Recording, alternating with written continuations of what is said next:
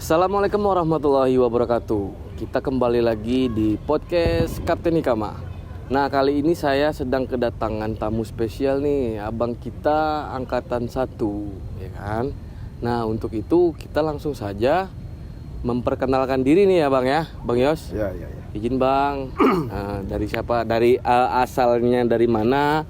Nama lengkap, kemudian angkatan berapa dulu Bang di Matauli Bang? Oke, kita pertama ya. Iya Bang. Baik. Ya, makasih Bang Ando. Assalamualaikum warahmatullahi wabarakatuh. Waalaikumsalam warahmatullahi wabarakatuh. Salam sejahtera buat kita semua. Yahowu, oi dusana, Horas.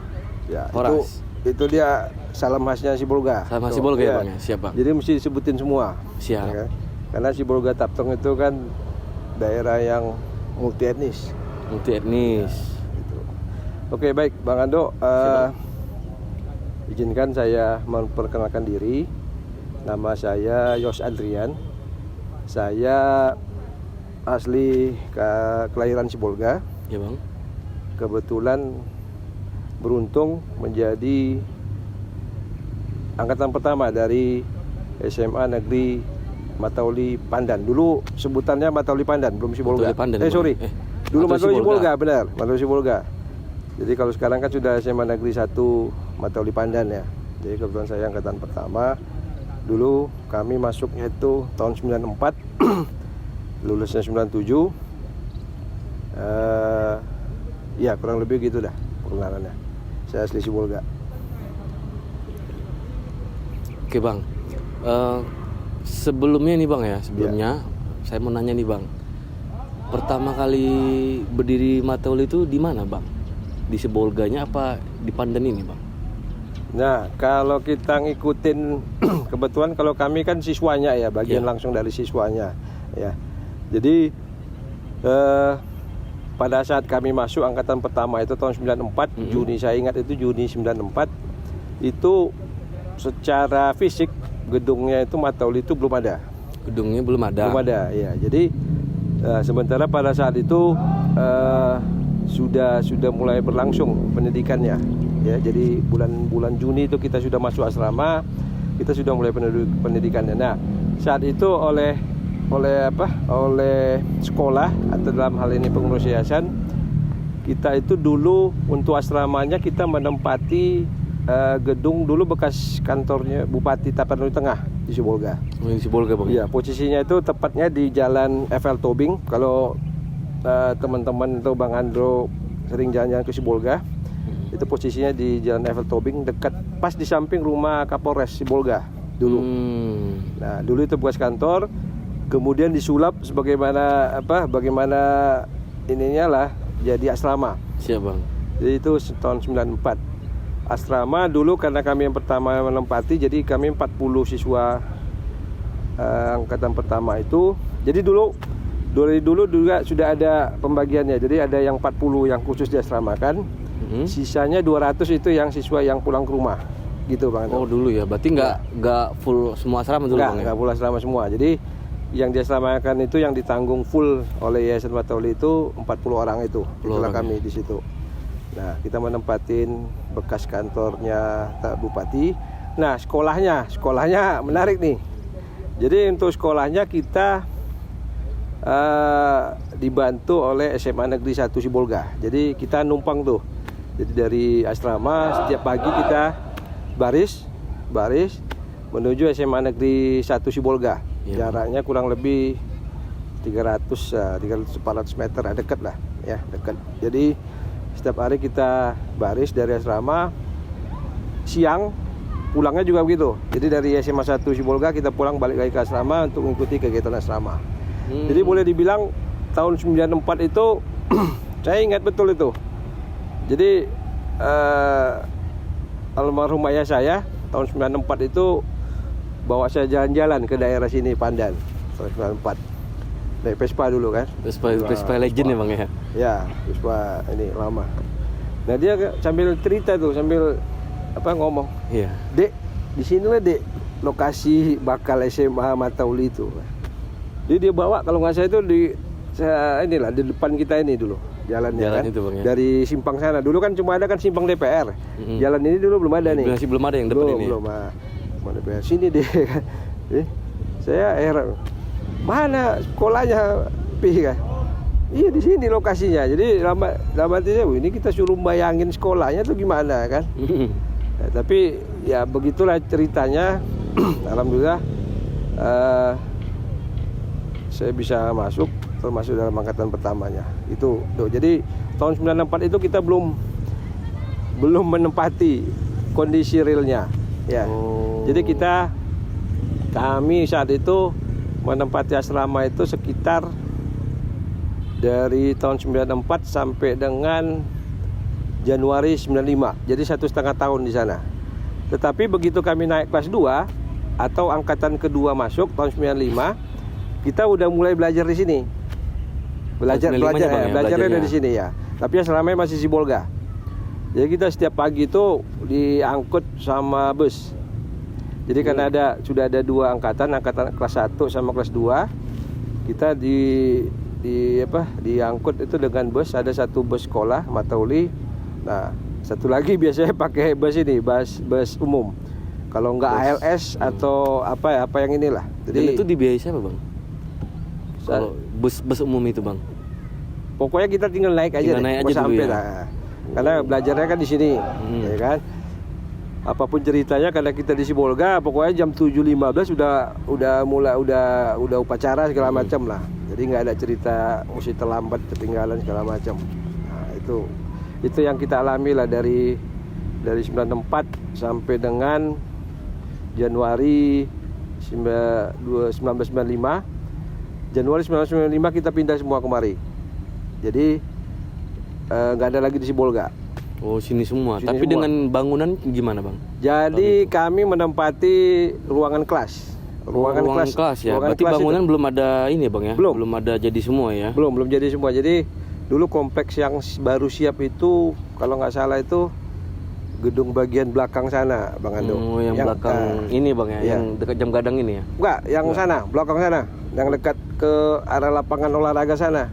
Oh, itu yang baru siap dulu. Yang dekat kita ini belum ada nih, belum masih pembangunan lah.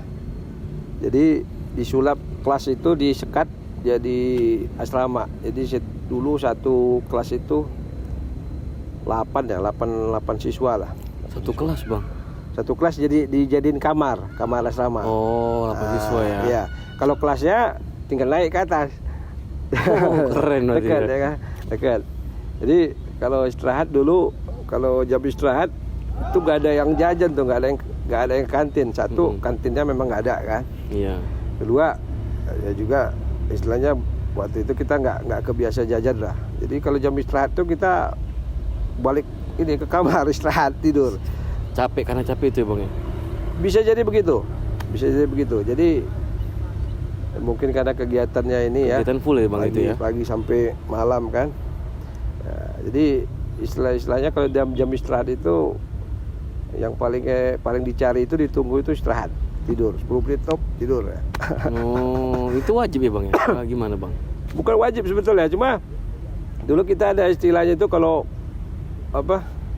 nakut-nakutin guru. Betul bukan nakut-nakutin guru. Betul kita membesarin mata supaya tetap bisa tegak, nggak ngantuk sebenarnya. Cuma dan itu berjalan dari dulu. Awalnya kita pikir hanya itu mungkin awal-awal ya. Kelas 1 kan belum adaptasi ya.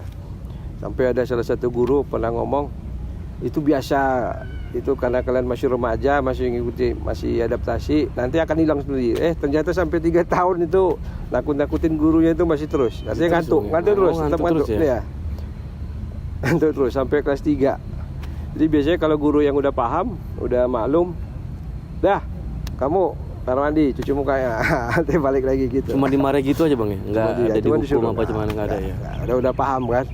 Karena memang ya mungkin aktivitasnya itulah.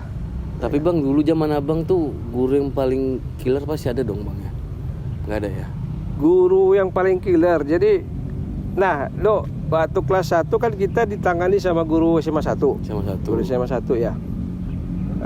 Artinya belum guru-guru yang guru-guru yang Matauli itu baru nangani kita itu di waktu kami kelas 2. Waktu Abang kelas 2? Ya, waktu angkatan pertama kelas 2. Jadi yang betul-betul ngalamin 3 tahun diajar guru Matauli itu adalah angkatan kedua.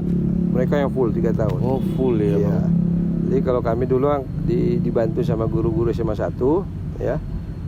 Jadi guru-guru yang pertama datang itu kalau saya masih ingat itu Pak Muhammad Ali ya, Muhammad Ali.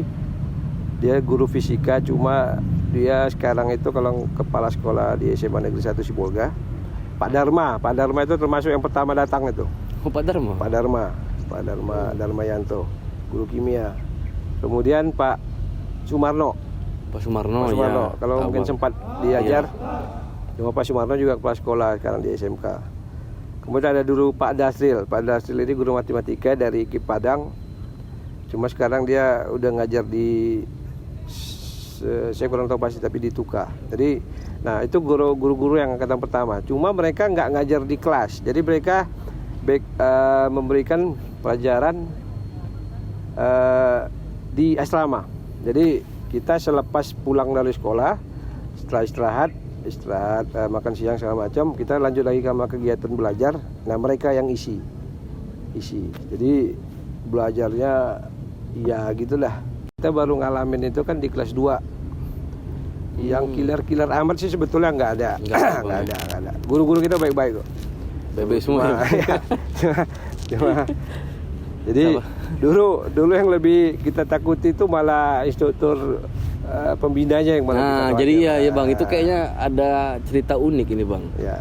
Itu dulu zaman dulu ya, yang katanya Bang, yang konon katanya itu instrukturnya itu kejam-kejam katanya Bang. Itu dari mana Bang? Sebetulnya nggak kejam. Cuma dulu pada masa awal berdiri Matauli itu kan kita boleh dibilang berapa persen ya, 60% mungkin ngadopsi pendidikan semi militer ya. Iya, semi militer. Karena dia mungkin dulu almarhum Jenderal Pak Faisal Tanjung kan dia memang backgroundnya dari situ. Dan memang sebetulnya kan Matauli kan didirikan itu sebetulnya kan dengan ada pembandingnya sebetulnya dengan SMA Taruna Nusantara. Nah, jadi saat itu instruktur atau pembina untuk di asrama itu memang diambil dari militer. Jadi ada untuk yang putra, ada yang untuk putri. Asal mereka dari berbagai macam. Jadi awal-awal kita sempat ngalamin dari perwira dari Akabri, ya kita sempat ngalami pada masa-masa awal itu. Beberapa sekarang mereka sudah menjabat di posisi yang inilah penting lah. Strategis ya Bang ya? Iya. Sekarang kalau nggak salah yang menjabat Pangdam Iskandar Muda itu salah satu instruktur Matauli dulu. Pangdam Iskandar Muda Aceh Sekarang, Bang? ya. Oh. Pak siapa ya, lupa saya namanya. Itulah itu ya Bang ya? Iya, itulah itu salah satunya. Jadi ada beberapa dari Akabri, kemudian berganti masuk yang dari pembina dari instruktur memang betul-betul dari instruktur tentara. Saat itu Pak Sersan Hadi Sriwijaya, kemudian dibantu dengan Pak Eva Pristiono itu untuk yang pembina putra. Untuk pembina putrinya lebih menarik lagi. Untuk awal-awal itu kita dibina sama dari Kowat malah. Kowat Kowat dari STPDN. Jadi saya ingat ya, yang dua ini yang betul-betul mungkin angkatan pertama sangat ingat itu Ibu Ais Komaria. Mungkin setelah ini kalau bisa ketemu lagi sama Ibu Ais itu, karena Ibu Ais itu boleh dibilang nggak kelacak lagi ininya. Beliau ya di mana? Ais Komaria sama satu lagi Ibu Cut. Nah ini mereka Kowat. Sebetulnya mereka dari STPDN, cuma mereka diperbantukan untuk membina. Kemudian berganti. Nah, penggantinya ini baru betul-betul dari instruktur Kowat, ya kan? Wah, itu baru yang seru itu, Bang Andro. Itu benar-benar kita istilahnya lebih baik nggak ketemu sama instrukturnya lah. Lebih kejam nanti Bang ya? Sebetulnya nggak kejam, cuma ya mesti kalau mau ketemu sama mereka mesti fisik mesti kuat lah, ya kan? Tahan banting. Paling nggak ada aja yang ini, ada aja yang salah. Walaupun kita udah benar, ada aja yang salah. Kamu ini dulu kita kalau mau makan siang itu sit up dulu, Bang lo. istirahat dulu, mau makan siang nih. Atau langsung dia ke aba-aba, hadap serong kanan, ambil sikap pusap, turun 1, 2. Memang mungkin tujuannya bagus mungkin supaya supaya makan itu ya betul-betul dihabiskan, ya kan. Jadi kita kan telat, kita biasa begitu, sehingga jangan ada yang sisa, supaya betul-betul energi masuk. Cuma ya salah satu yang membentuk disiplin sama stamina kami dulu mungkin makanya besar-besar, ya itu mungkin salah satunya. Jadi setiap ada kegiatan pasti didahului sama ini dulu, tindakan dulu. Oh, tindakannya Bang berupa apa itu Bang kira-kira Bang? Umumnya ke arah olahraga sebetulnya. Olahraga macam ya. Push up, sit up, ya kan.